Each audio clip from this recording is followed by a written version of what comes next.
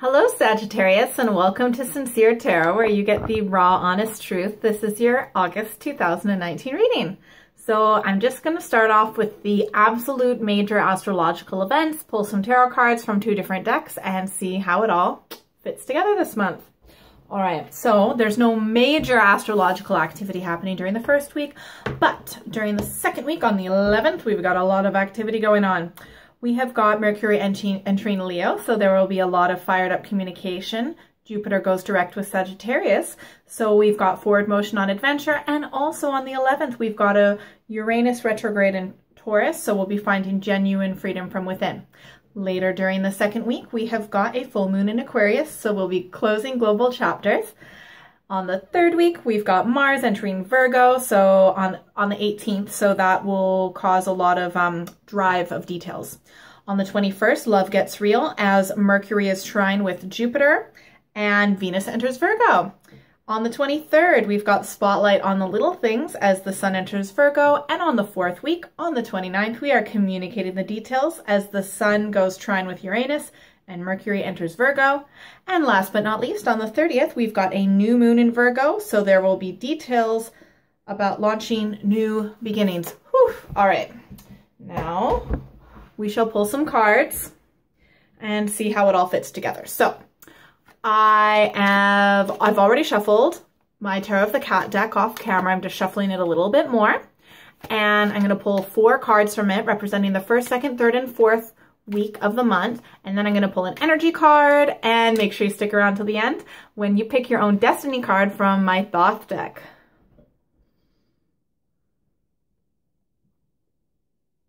I don't know why this just came to my head, but like the word glib, so I don't know if that resonates with you at all, but that might be a little bit of energy for you this month.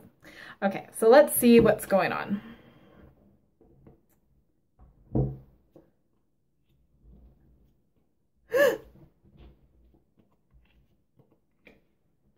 It turns out all right in the end, so make sure you stick around for the whole reading. Wow, you can brush things off pretty easily. Damn. All right. So, sorry for laughing so much. I just can't help it sometimes. All right, during the first week, we have got the Page of Cups. This explains not any massive astrological activity going on because you're just chilling, relaxing. May have something to do with the Cancer, Scorpio, Pisces, but essentially you're just relaxing. You know, nothing too big, nothing too small, a whole lot of contentedness. No, I wouldn't say any major emotions during the first week, just chilling. And then during the second week, 10 of Swords. I'm sorry, but your whole contentedness in the first week is going to be blown away. This may have to do with a Gemini, Libra, Aquarius influence in your life, but something has happened. It could be a person, it could be an event, but it is something that almost hits you by surprise, and it's not going to be fucking fun, to say the least. You are going to go into survival mode, walls up, just doing everything that you need to do to protect yourself, and it's gonna suck. The one good thing about this, though, it's the last time that something like this is going to happen in your life, because when this happens during the second week, you'll see that it's something that's some sort of pattern, even if you don't realize it. Literally just really reflect and see if certain things kind of like this have happened before, okay? Because they have. But this is the last time that this is going to happen. But it is essentially, even though it's the last time and that's it, and you're just going to get, in the long run, positivity from it.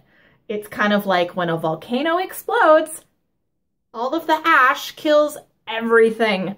But then when the ash settles into the soil, it creates such nourishing soil so that there can be amazing growth for like hundreds and hundreds of years, depending on how much you farm the land. The point is that this is good for you in the long run.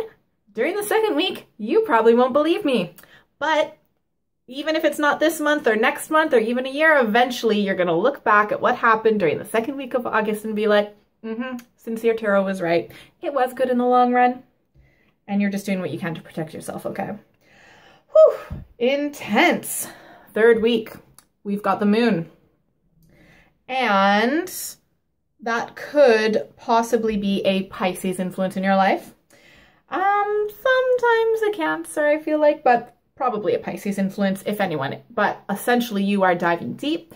You're reflecting. I think that what's happening during the second week, even if like certain situations have happened like this before, I find with other people that certain patterns will repeat themselves if when certain things happen that they're not adequately reflected on. And if you don't dive deep, if you just kind of ignore and then move on, then the same thing, like history will repeat itself, okay?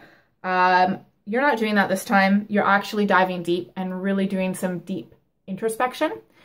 And that's really important. And I think that that's why during the second week that it's the last time that something like this is ever going to happen to you in your life, at least to this extent. And that also lines up with the full moon in Aquarius during the second week on the 15th, because you're going to be closing like this big chapter of your life, okay? Globally, or not. Okay, so yeah, diving deep, third week. Well done. Loads of people are afraid to do that. I'm afraid to do that a lot of the times. Okay, fourth week is better. We have got the Four of Swords, okay? So again, could be possible Gemini, Libra, Aquarius influence in your life, but you have learned your lessons, you have gained wisdom, everything's wrapped up, and you are just kicking back and relaxing. Similar to in the first week of the month, but more like with a lot more wisdom, knowledge, and strength, and you've organized all of your thoughts and you're thinking about the situation. You're able to kick back and relax, forgive but never forget, and in a sense, this experience has made your experience of life more fulfilling, more appreciative of the little things, you know, like way more appreciative. That's really cool. All right, let's see what our energy card is and make sure you stick around for your pick your own destiny card, all right?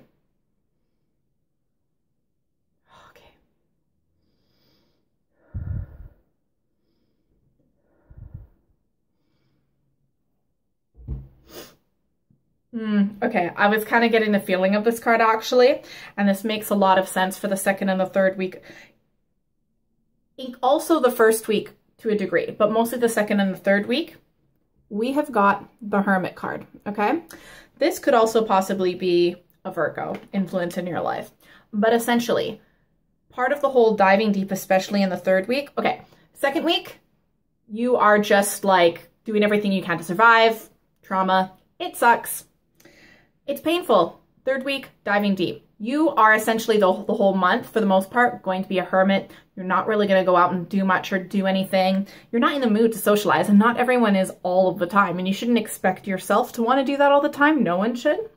Yeah, and you're just going to be really reflecting, gaining inner enlightenment, and just, it's a time for you to have some solitude. And even when you do hang out with your friends, some people that you might hang out with in the fourth week, it's going to be like people that you're close and tight with. You're not going to be going out and making new friends.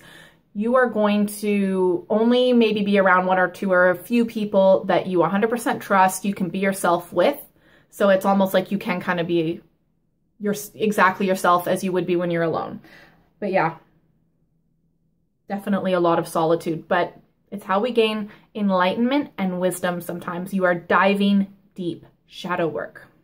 All right, make sure you pick a number, 1, 2, or 3. I'm going to be picking your destiny card from my Thoth deck. And I've already shuffled them off camera, just shuffling a little bit more. Once more.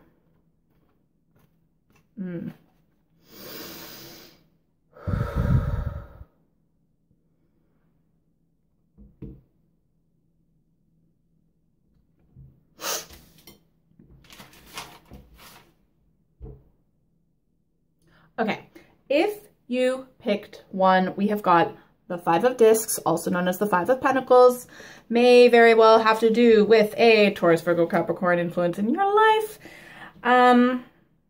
You're going to be stressed, okay? It's not fun. And you might be worried about certain things like, how the fuck am I going to survive?